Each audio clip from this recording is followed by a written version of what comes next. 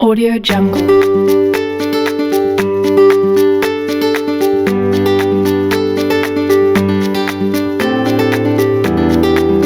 Audio Jungle. Assalamualaikum warahmatullahi wabarakatuh. Di video kali ini, di beberapa menit ke depan, kita akan membahas mengenai hukum acara pidana.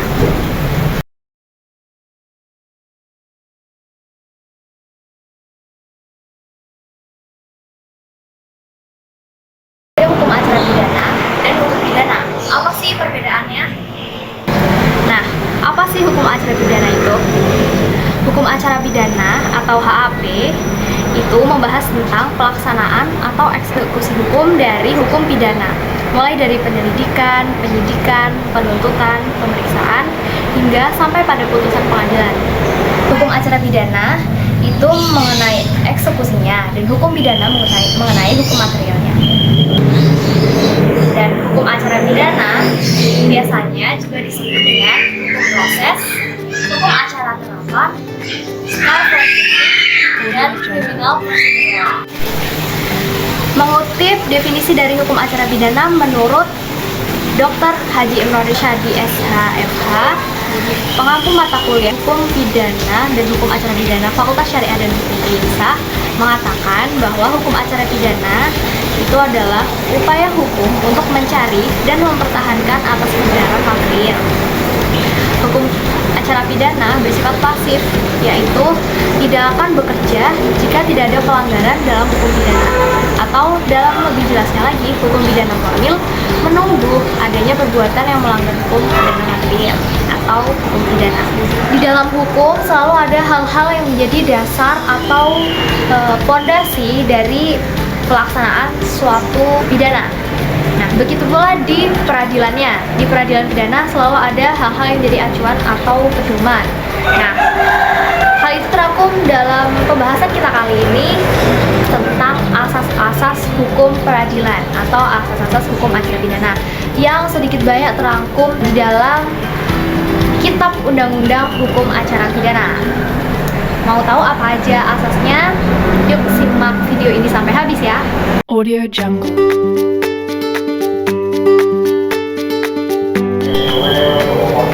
Asas yang pertama yaitu asas legalitas. Artinya semua pelaksanaan peradilan itu harus diatur di dalam undang-undang.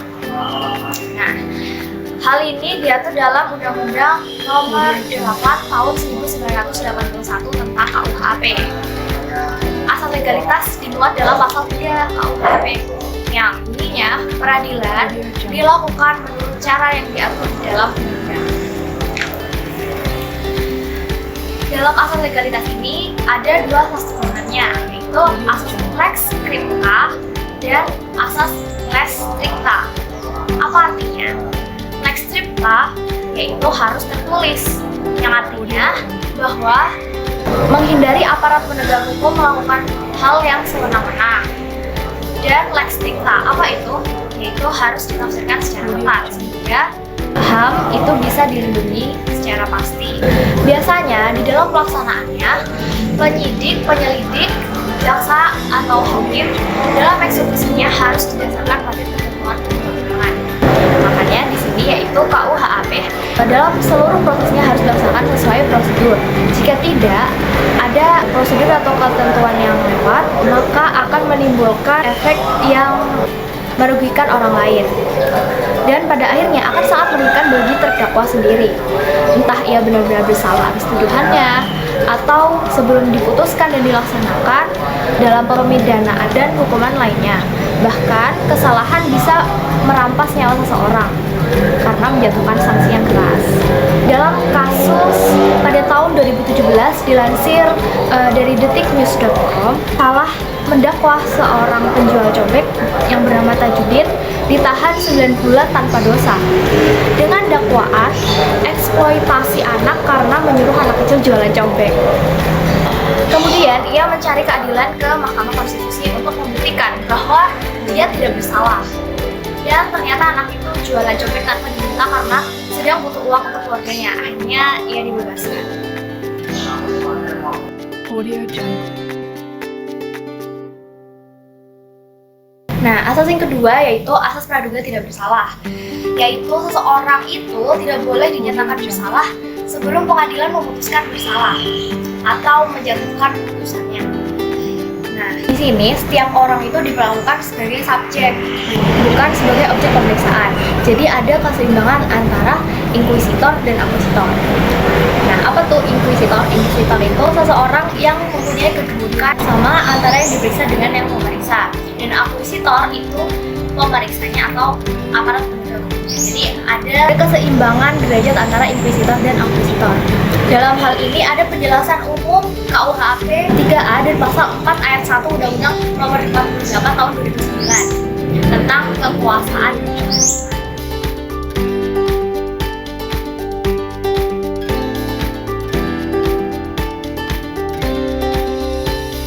Audio Jungle.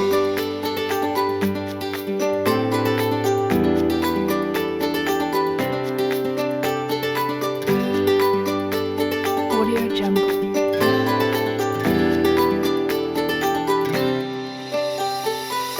Ada asas persamaan di hadapan hukum Audio Jungle. atau equality before the law.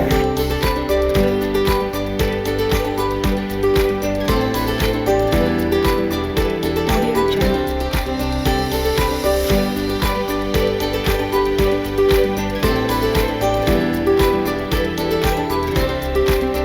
Audio Jungle.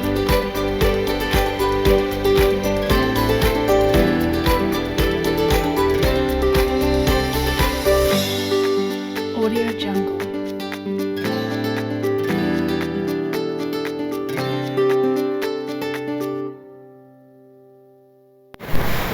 Audio Jungle. Nah, asas selanjutnya yaitu asas ganti rugi dan rehabilitasi. Dalam pasal 1 angka 22 KUHP, ganti rugi atau ganti kerugian adalah hak seseorang mendapatkan pemenuhan atas tuntutannya berupa imbalan sejumlah uang karena ditangkap, ditahan, dituntut, ataupun diadili tanpa alasan yang berdasarkan undang-undang atau karena kekeliruan mengenai orang atau hukum yang ditetapkan menurut cara yang diatur dalam undang-undang. Dalam hal ini ada kasus ganti kerugian yang bersumber dari berita dari Kompas, yaitu hakim juga bisa menolak ganti rugi pada kasus salah tangkap pencurian motor ini.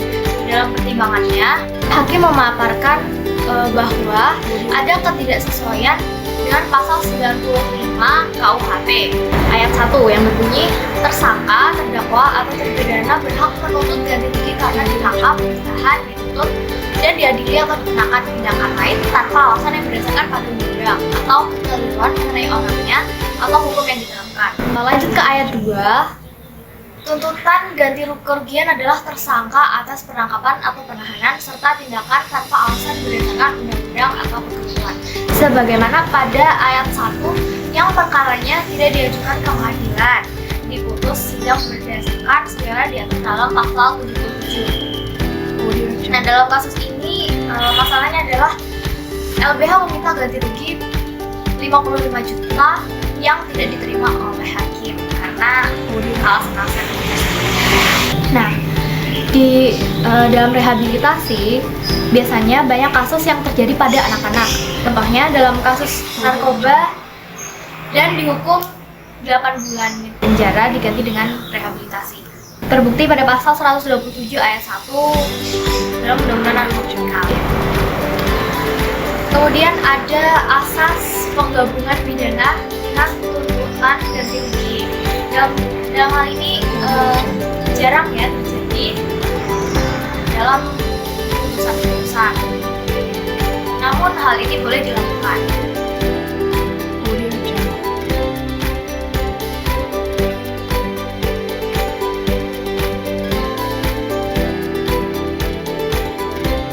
Audio Jungle.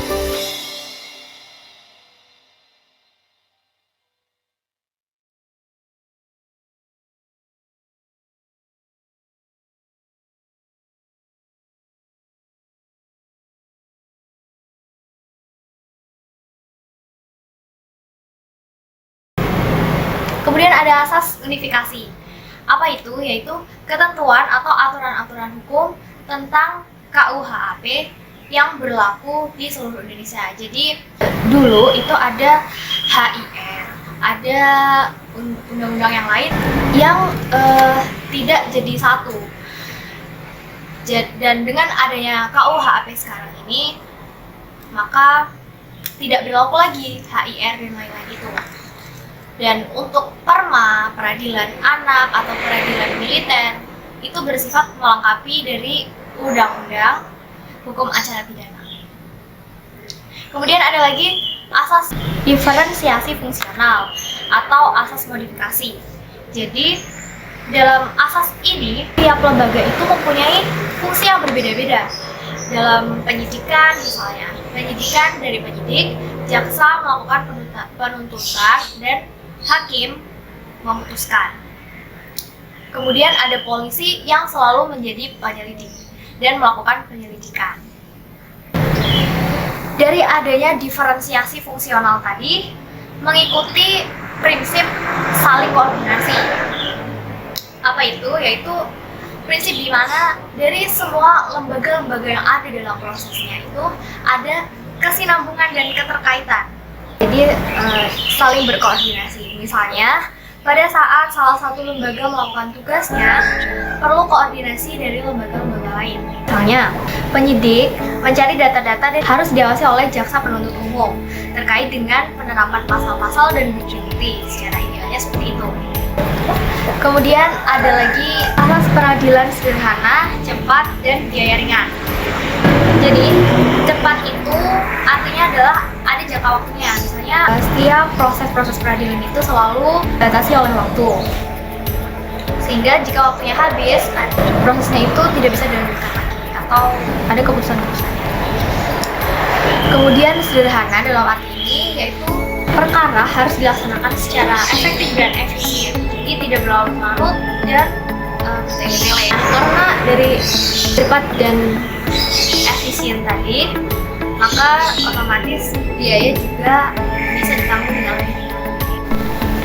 Nah, pada asas selanjutnya itu ada asas terbuka untuk umum. Nah, apa maksudnya? Apakah masyarakat umum boleh mengikuti persidangan di pengadilan? Jawabannya iya, boleh. Nah, tapi tidak sampai mengganggu jalannya persidangan. Hal ini sesuai pada pasal 153 ayat 3 dan ayat 4 KUHP. Kecuali mengenai anak dan kesusilaan. Dalam hal anak-anak dan kesusilaan, sidang terbuka untuk umum hanya pada saat pembacaan putusan saja. Asas yang terakhir yang kita bahas kali ini yaitu asas oportunitas. Apa itu? Yaitu jaksa penuntut umum itu boleh mengesampingkan perkaranya demi kepentingan umum. Nah, seperti pada pasal 140 ayat 2 dalam KUHP yang berbunyi, yang pertama tidak cukup bukti, yang kedua peristiwa tersebut bukanlah tindak pidana, dan yang ketiga perkara ditutup demi hukum. Nah, dikutip dari CNN Indonesia, ada kasus jaksa itu menutup kasus Joko Chandra suap fatwa KPK. Nah, di sini rupanya Joko Chandra memanfaatkan asas oportunitas ini untuk bebas dari tuntutan pidana dan dendanya dalam kasus korupsi. Ia berhasil menutup kasus yang ditangani itu lantaran tidak adanya fakta hukum baru yang terungkap selama persidangan. Sedangkan Joko Chandra akhirnya terbukti menyuap sejumlah penegak hukum terkait penegakan status penghapusan nama dari DPO. Dan vonis yang awalnya 4 tahun dan denda 100 juta menjadi 4,5 tahun dan denda 100 juta. Namun dalam hal itu Joko Chandra sudah mendapat keringanan karena berlaku sopan dalam persidangan. Nah, cukup sekian mengenai pembahasan kali ini tentang asas-asas hukum acara pidana atau prinsip-prinsip. Terima kasih sudah menonton dan semoga bermanfaat. Aku pamit. Wassalamualaikum warahmatullahi wabarakatuh.